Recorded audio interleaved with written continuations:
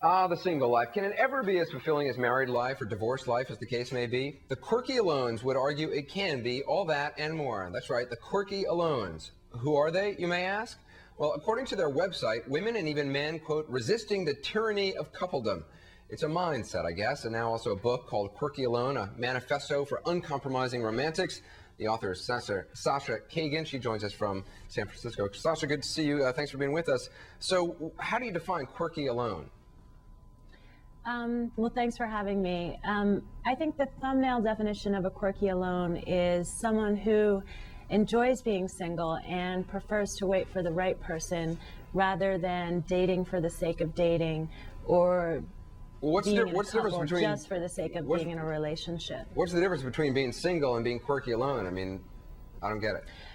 Well, when you hear the word single, you generally are sending a message of availability. Hi, I'm here. I'm ready to couple up with someone. Do you know anyone that you could introduce me to? Calling yourself Quirkyalone sends a different message. It says that you are able to live a fulfilled, happy life, whether you're single or coupled up.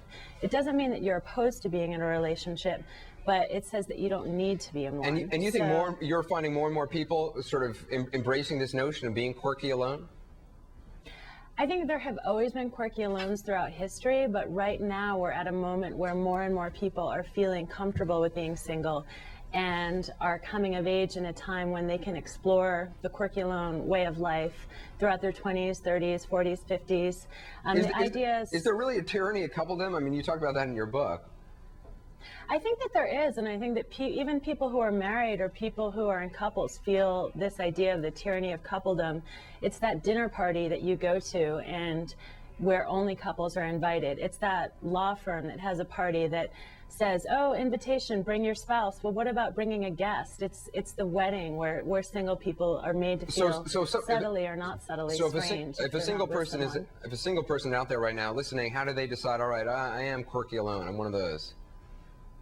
Well, there's a couple of ways to find out. You can take a quiz, which is always a fun way to determine your Quirkyalone status. There's a quiz in the book, which is now available at stores, or you could go to quirkyalone.net and take the online quiz and get your actual numerical score as a Quirkyalone. All right, we're going to leave there. Sasha Cagen, appreciate you joining us tonight. Thanks, Sasha. Quirkyalone, who knew?